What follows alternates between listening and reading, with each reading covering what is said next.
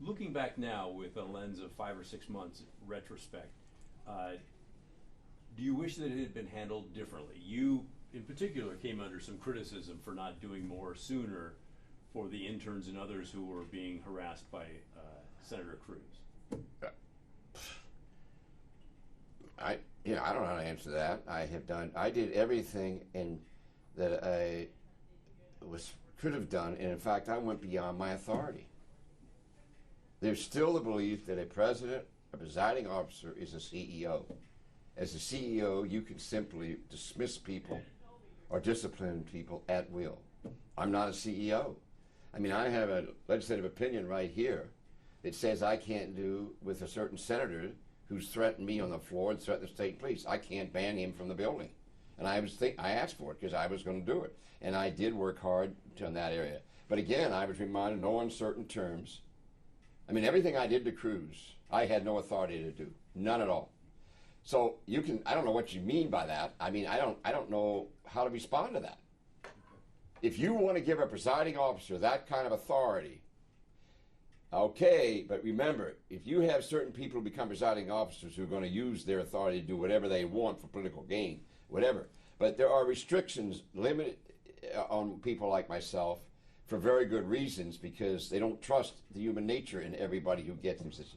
So I don't know what else to say to you, Pat. Okay. Either you accept that or you don't. Well, it was just that some of the interns, even after the settlement, were saying, gosh, people didn't listen to us, they didn't take us seriously, some people told us to be quiet, I wish that the leadership had done more. Okay, I have to take those hits. I have nothing more to say than that. I mean, if that's the way you see it, then, you can say that, and I'll have to take it. Yeah. Oh, how about the culture? Do you think, there was all kinds of training and stuff done to try and make the culture more sensitive to any harassment that might be going on? How do you feel that that's shaken out? Well, we're having a conduct committee meeting Monday to take up a statement about threats on Monday. And we've just passed the bill to create the first ever joint conduct committee, House and Senate, equal number of D's and R's. And the members of the conduct committee will be chosen by the body, not appointed by a presiding officer. The legislation we passed, I believe, is unprecedented in the country. I don't think anyone has gone as far. The training we went through was really extensive.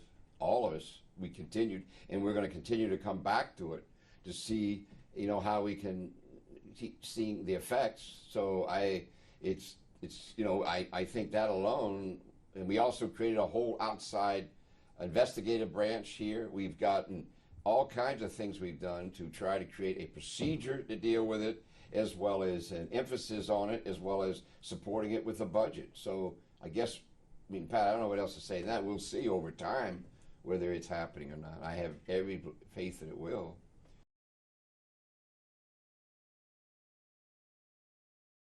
I have been very fair with the Republicans, clearly, but it took me by surprise that they took this action, not once but twice.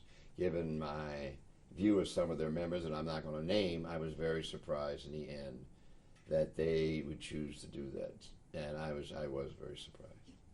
You have to understand, I have very strong feelings about you walking off the floor like that. The Democrats did it once, way back in the early 2000. I was in the Senate. I didn't like it one bit at all, and I could have done it as the caucus leader in the House. I could have, and if we were in the minority, I didn't do it over the 2/3 majority fight. I didn't like the 3/5. There's the 3/5 majority that all came out in the middle 90s around here in that battle, and I didn't like it. I was totally opposed to supermajority supermajorities to get things passed. So it's to me the ultimate sin in this business. You don't, as a public servant, you don't get to abandon your post. I don't mean to be melodramatic. So the pain for me, you can read your articles, you can follow whoever you want.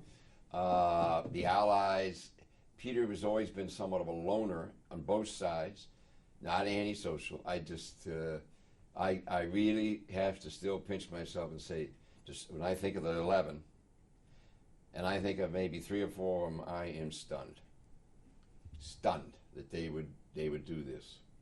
Okay, but why not bring carbon cap and trade up right behind the revenue? instead of, because it seemed like it came out. I think it was, the question then was to go to Ways and Means or not. And I think we still were struggling with what the bill would be, because I think we were still laboring with the thought we could get a Republican there, that we had, I really thought that we could do that. I think the Speaker thought that.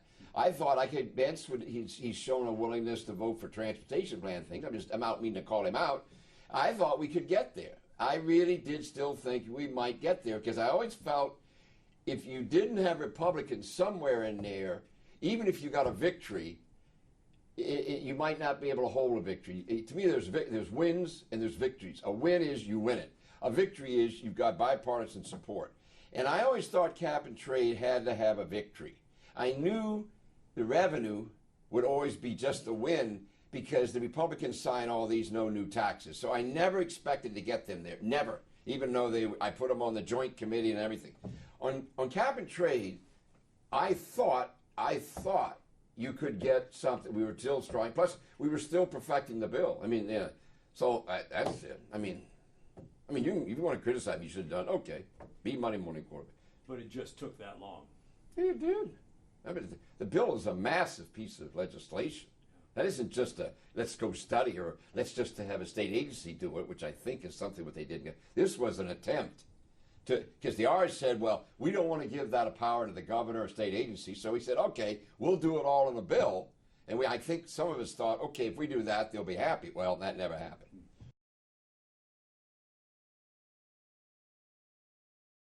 I didn't start out saying, okay, this is how I'm going to do this. Everything I've ever planned in life has gone wrong or gone different, so I stopped planning a long time ago. I did. But you're not exhausted or disillusioned? What are you talking about? Everybody went, why didn't you celebrate? I said, well, it's the greatest session Oregon's had in my lifetime, bar none. Accomplished more major things in a shorter period of time with incredible adversity. Oh yeah, you come on. And yet I can't celebrate, because to me, I feel like I've been to hell and back.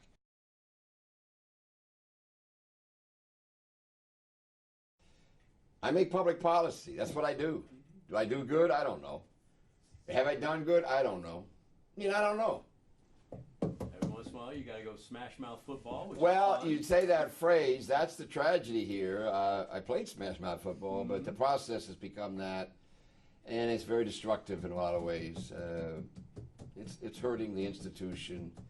It's hurting the ability to have relationships. Without relationships, you can't survive in a legislative process. It is by far and away the most difficult branch of government to function, and it's very fragile, very delicate, and you really got to love it and want to respect it. Those days are gone. It's my way, your way. My way is the only way. My policy, that has to be. Even now, I've heard it say, "Well, I don't want to hear all this stuff about the institution." They dismiss it. It's simply, we've got power, you've got power, I got power. So, I think it's a sad time for the legislative branch, and therefore I think it's a sad time for the way we govern.